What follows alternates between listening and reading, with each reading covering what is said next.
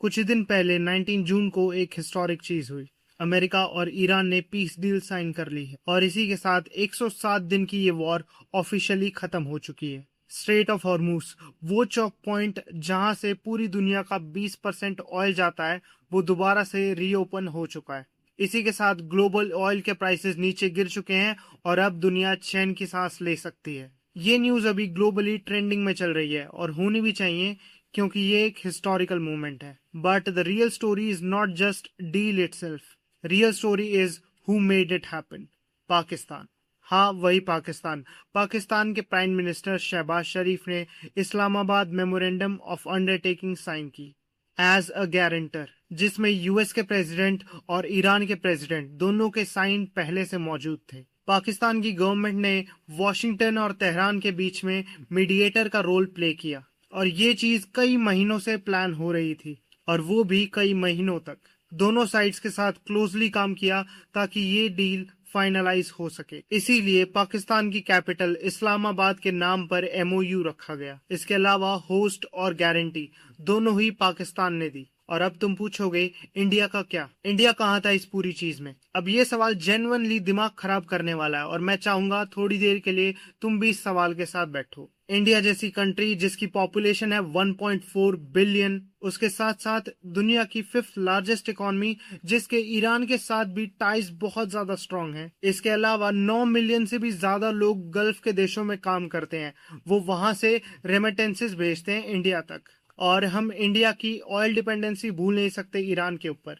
इसके अलावा हम दूसरी तरफ बात करें तो इंडिया ने एक लॉन्ग टर्म यूएसए के साथ रिलेशनशिप बनाया है और इंडिया बड़े लंबे टाइम से यूएसए और ईरान के बीच के रिलेशनशिप्स को मेंटेन करता हुआ चल रहा है। By every logical measure India should have been at that table, लेकिन former Indian foreign secretary Nirupama Roy publicly लिखती हैं, this war has damage India's interest in almost every practical sense. एक फॉर्मर फॉरेन सेक्रेटरी अपने ही देश के बारे में ऐसी चीज बोल रही है, और वो भी पब्लिकली ऑन द रिकॉर्ड, और ये कहीं ना कहीं बहुत ज्यादा सीरियस है। अब पाकिस्तान की साइड देखते हैं, क्योंकि जो पाकिस्तान ने किया है वो डिप्लोमेटिकली रिमार्केबल है। पीस प्रोसेस पाकिस्तान और कतर ने मिलकर नेगोशिएट की। इसके अलावा अप्रैल में पाकिस्तान ने पहला round of peace talk host किया, उसके बाद सीज फायर एक्सटेंशन और फिर उसके बाद फाइनल डील। पाकिस्तान के फॉरेन मिनिस्टर ने सऊदी अरब, टर्की, इजिप्ट के काउंटर पार्ट्स को लेकर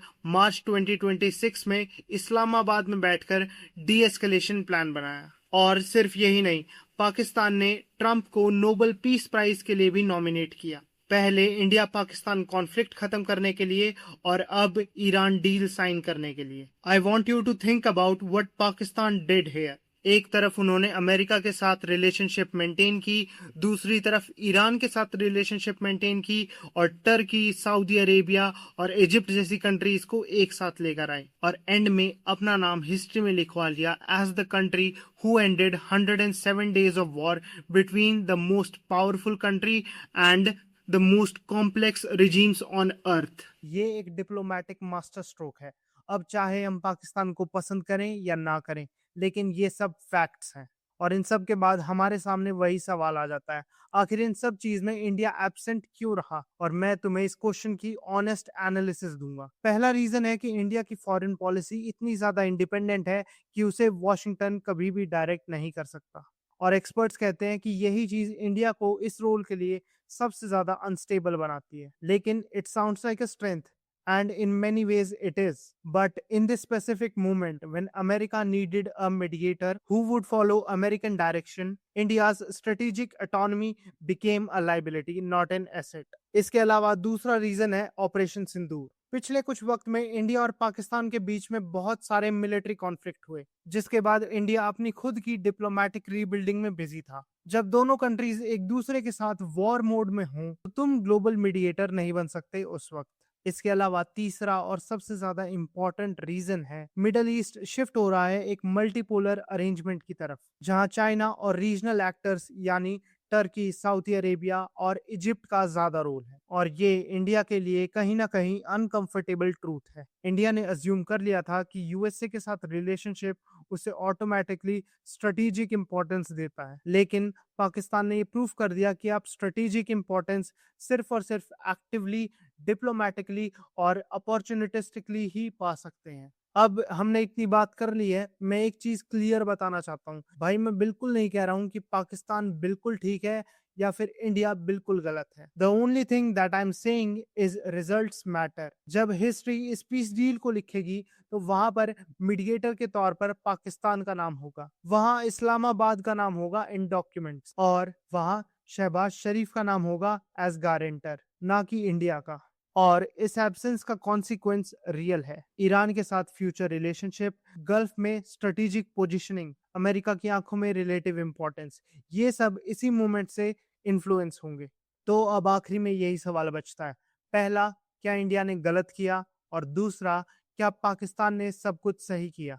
और मेरे हिसाब से दोनों। इंडिया की स्ट्रेटेजिक इकोनॉमी एक लॉन्ग टर्म एसेट है, लेकिन जब शॉर्ट टर्म में एक हिस्टोरिक मूवमेंट था पूरे के पूरे जियोपॉलिटिक्स को रीशेप करने का, उस समय इंडिया वहां पे नहीं था। और दूसरी तरफ पाकिस्तान, जिस देश को हम डिप्लोमेटिकली बहुत ज्यादा वीक समझते हैं, इकोनॉमिकली बहुत ज्यादा बैकवर्ड समझते हैं, उस देश ने अपना नाम ग्लोबल मैप पर ऐसे टाइम में डाला जब सारी दुनिया देख रही थी। हाँ, ये अनकंफर्टेबल है हमारे लिए, लेकिन यही ट्रूथ है। दुनिया कॉम्प्लिकेटेड है, राइवलरीज भी कॉम्प्लिकेटेड है, और जियोपॉलिटिक्स में कोई भी परमानेंट एनिमी या कोई भी परमानेंट फ्रेंड नहीं होता। सिर्फ एक ही चीज परमानेंट होती है, और वो है इंटरेस्ट। आज पाकिस्तान के इंटरेस्ट अलाइन हुए और उन्होंने उसका मैक्सिमम फायदा उठाया। इंडिया को ये लेसन सीरियसली लेना चाहिए। बाकी अपने थॉट्स को कमेंट्स में जरूर लिखना, मैं जेन्युइनली जानना चाहता हूँ कि तुम इस पूरे सिनेरियो पर क्या सोचते हो। और उसके साथ साथ इस वीडियो को लाइक कर देना अगर तुम्हें अच्छी लगी, और अगर इससे तुम कुछ अलग वे में सोच पाए,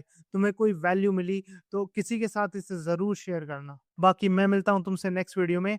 until then, this side Sahil signing off, and Jai Hind.